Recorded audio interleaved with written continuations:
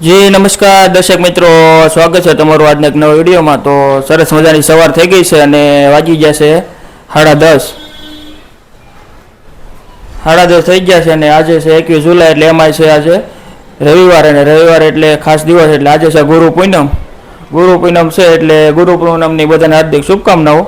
અને ગુરુ પૂનમને દિવસે તો ગુરુના ચરણોમાં અને ગુરુનો આશીર્વાદ લેવા જવાનું હોય એટલે જો તમે ગુરુ ધારણ કર્યા હોય તો ગુરુ પૂનમનું મહત્વ પણ ઘણું છે।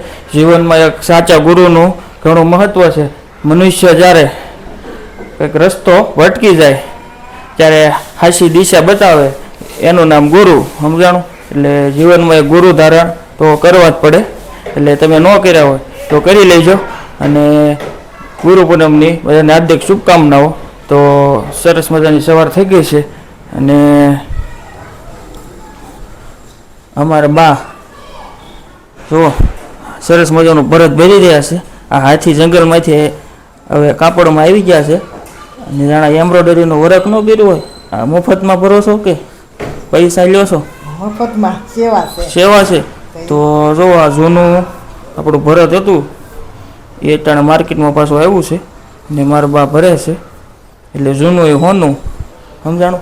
જૂનું એ હોનું કહેતા નથી એટલે એવું બધું આવ્યા કરે। હા, એટલે જૂનો વારસો તો આપણે હાચવવો પડે ને।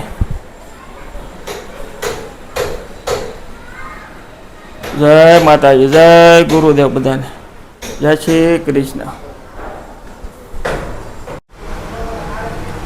તો દોસ્તો અમારા મિત્ર એવા શ્રી પ્રતિકભાઈનું બાંધકામ ચાલે છે, એનો વિલા બને છે। તો અમારા પ્રતિકભાઈ ને એમના ફાધર ને બાપુજી ને બધા પ્લાનિંગ લઈ રહ્યા છે કે હવે આગળનું બાંધકામ કઈ રીતે કરવું।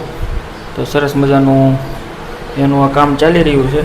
થોડી દિવસોમાં સ્લેબ ભરવાની તૈયારી ચાલી રહી છે એવું લાગે છે, તમે જોઈ શકો છો। એટલે વાતાવરણ એકદમ વરસાદમય થઈ ગયું છે એટલે આજે વરસાદ થોડોક તો દોસ્તો છે ને ખમણમાં પ્રોટીન બહુ ઝાઝું હોય એટલે ખમણ તો ખાવા જોઈએ, સ્વાસ્થ્ય માટે થોડુંક સારું કહેવાય। ખમણ ખાવી ને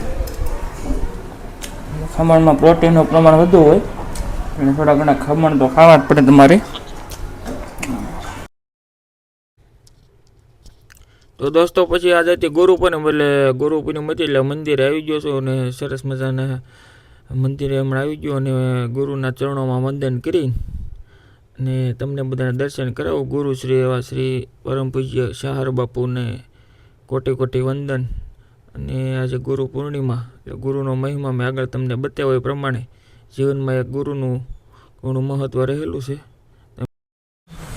તો ઓલરેડી દોસ્તો બપોર પડી ગયા છે અને હવે બપોરની તૈયારી કરવાની હોય, સમજાણું? જમવામાં તો એટલે કોમલ જો મણી છે તૈયાર કરવા। એનું છે આયોજન બપોરનું? પુલાવ? વાહ, પુલાવ બનાવવાના છે એટલે પુલાવની તૈયારી મળી છે થવા, તમે જોવો છો એ પ્રમાણે પુલાવ વાળે એમ ને બિનિયાની। તો મિત્રો બિનિયાની પુલાવ બનાવવાના છે આજ, જાણો? આ બિરયાની પુલાવ અને બિરયાની પુલાવ ખાઈ નાખવી, બપોર પડી ગયા છે। બિરયાની પુલાવ અને આખા કાંદાનું શાક, ઝીણી ઝીણી કાંદી સારી છે હો, પણ કાંદાનું શાક બને એવી જ છે, શું કેવું? તો આજે કાંદાનું શાક બનાવી નાખો આખા કાંદાનું, અટાણે બિરયાની। તો દોસ્તો બપોરે તો બહુ ભૂખ લાગી દઉં, કારણ કે સવારે થોડા ખમણ ખાધા હતા એટલે ખમણમાં તો કાંઈ બધું આવ્યું ન થાય ને, સમજાણું? મોટો ડોઝ જોઈએ ને, હા ડોઝ મોટો જોઈએ એટલે ખમણમાં તો કંઈ હાલે નહીં। એટલે હવે તૈયારી થાય છે ને જમવાની, રસોઈ બની જાય એટલી જ વાર છે અને જમવા બે જ આવી હમણાં ચકાચક, બરોબર? બિરયાની મોટું પણ મશીન હલતો એમ કટિંગ કરે હોતું। તો દોસ્તો ચકાચક પુલાવનો આમ જો વઘાર થઈ રહ્યો છે, ભાઈ ભાઈ હા હા હા, ચકાચક પુલાવનો વઘાર થઈ રહ્યો છે ને આવી ગયો છે મસાલો. મસાલો વગર થઈ ગયો છે જીવનને જાણે તો. ગમે એ તમારે ખાવો હોય મસાલા સિવાય વાત નહીં. મસાલામાં પાછો ગમે એનો મસાલો નાખી દો, તમારે જે ખાવું એનો મસાલો અટાણે માર્કેટમાં મળે. હે કેવું કહેવાય નહીં, બધા મળે. ટોટલિંગ મસાલો તમારે ખાલી આમ તમે કયો એમ કયો તમારે આ સ્વાદ જોઈએ છે તો આ સ્વાદ હે ને. આ મસાલા ખાઈ ગયા ને બધા મસાલા જેવા થઈ ગયા જુઓ. આ છે હારા ખકડે છે કેમ સ્ટોરેજ કરે એટલે તમે પણ બધા એકદમ આગળ વહી ગયા. સ્ટોરેજ કરેલા છે એમ ને. તો સ્ટોરેજ કરેલા એ વટાણા મિત્રો રાખે છે. મને તો આજ ખબર પડી કે સ્ટોરેજ કરેલા વટાણા બધા રાખે છે. એવું હોય એમ ને. તો વઘાર પણ તમે એમ તડકો નાખ્યો પણ સ્મેલ આવે છે કઈ તે.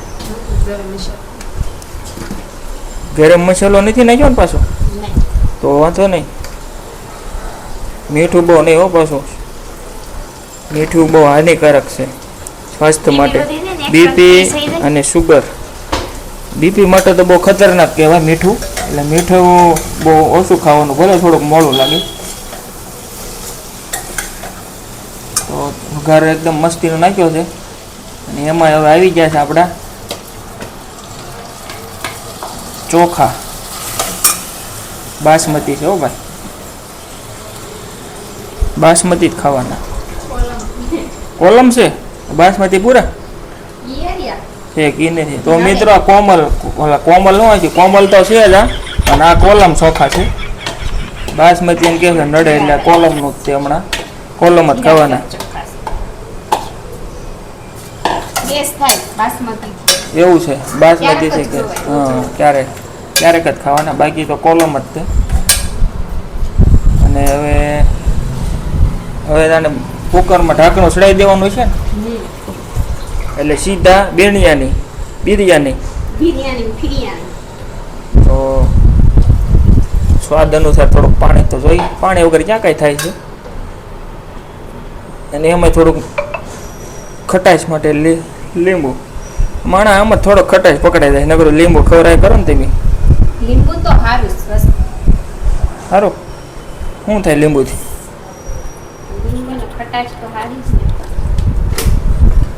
તો થોડુંક લીંબુ પણ જોઈએ મિત્રો.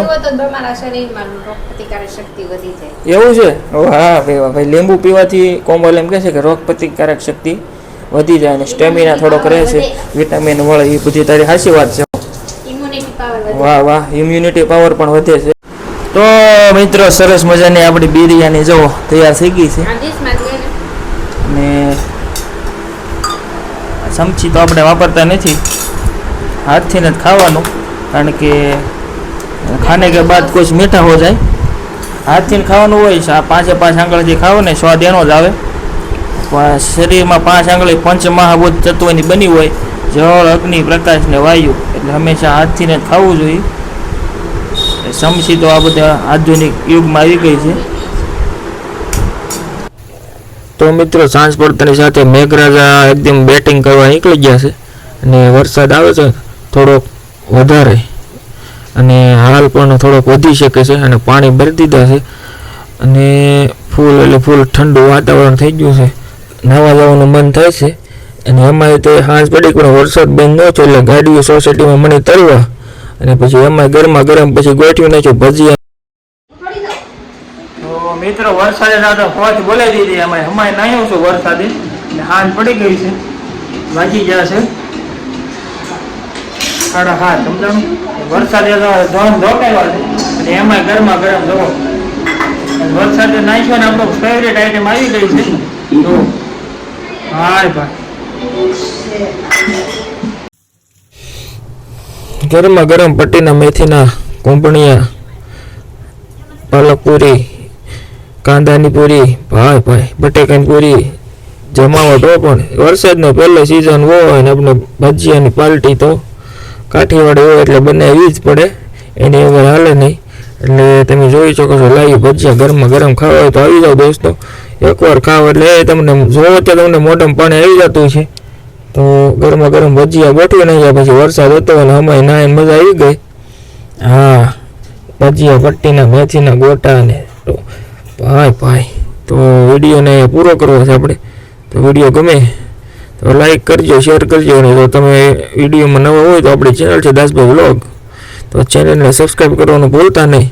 જય માતાજી, આવજો, રામ રામ ગાયરાને.